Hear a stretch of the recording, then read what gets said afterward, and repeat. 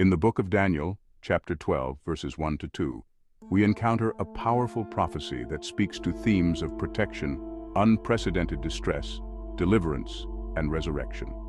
At that time, Michael, the great prince who protects your people, will arise. There will be a time of distress such as has not happened from the beginning of nations until then. But at that time your people, everyone whose name is found written in the book, will be delivered. Multitudes who sleep in the dust of the earth will awake, some to everlasting life, others to shame and everlasting contempt. Daniel 12 verse 1 introduces Michael, a heavenly prince and protector of the people, who will rise in a time of great need.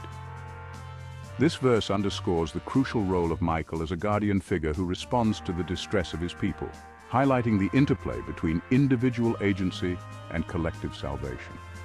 Following this, Daniel 12 verse 2 describes a profound moment of resurrection, where those who have died will awaken to vastly different fates, some to eternal life and others to everlasting shame. This verse presents a powerful dichotomy, reflecting the ultimate judgment and the moral consequences of one's earthly actions. Let's take a closer look at the relationships in this verse.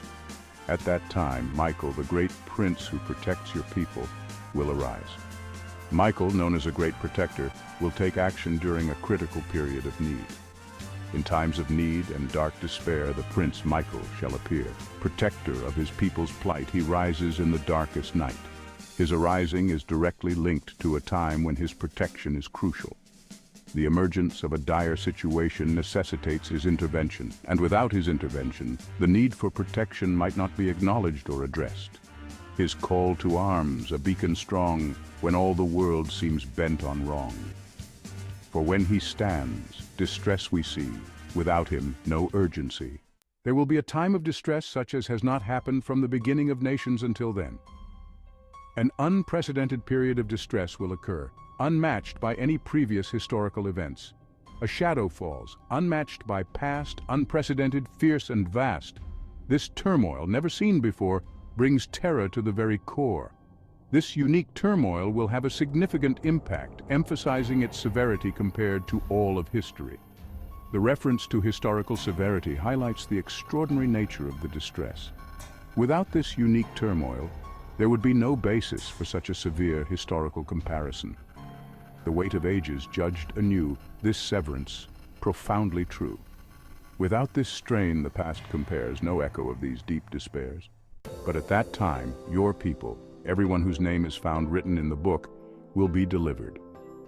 In a designated moment, those predestined for deliverance, as recorded in a sacred book, will be saved. The intersection of this specific time and the people listed leads to their salvation. Those inscribed in destiny's tome shall find their way to safer home. The hour strikes, deliverance seen, as prophesied in ancient dreams. The occurrence of deliverance at this time underscores the importance of the people being preordained for protection. The timing of their deliverance is crucial and interconnected with their predetermined status. Their names in fate are intertwined, bringing forth the appointed time. When time and names together bind, salvation's light begins to shine.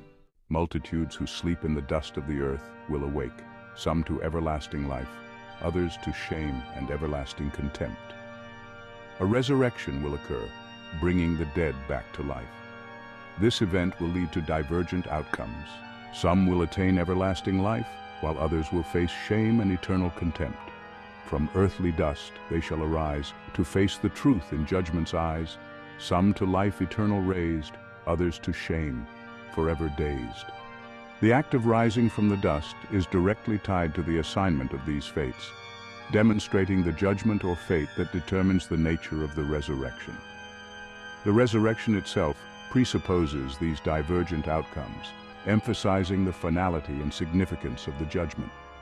For resurrection draws the line, determines fates by the divine, the outcome set by life's decree, awakening to eternity. The analysis through triads illustrates a complex narrative of crisis and resolution, where divine roles, historical challenges, and human destinies are intricately linked.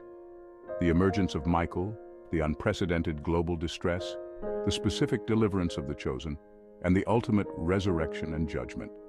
all serve as narrative elements that guide the faithful from a state of crisis to one of resolution, reflecting the broader eschatological themes of testing, purification, and ultimate salvation or condemnation.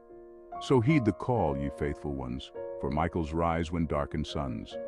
In times of trial, trust his lead, for in his strength our souls are freed. Theologically, this passage and its triadic analysis deepen our understanding of the interplay between divine providence and human free will. The dust shall stir, the earth shall quake, as multitudes from slumber wake.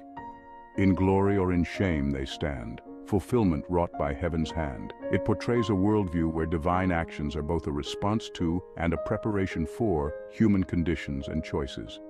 This suggests a dynamic interaction where human history is both shaped by and shapes divine interventions. Rejoice, ye righteous, for the dawn awaits the faithful, night withdrawn. For in the book, your name's enshrined, in Michael's light, your fate aligned.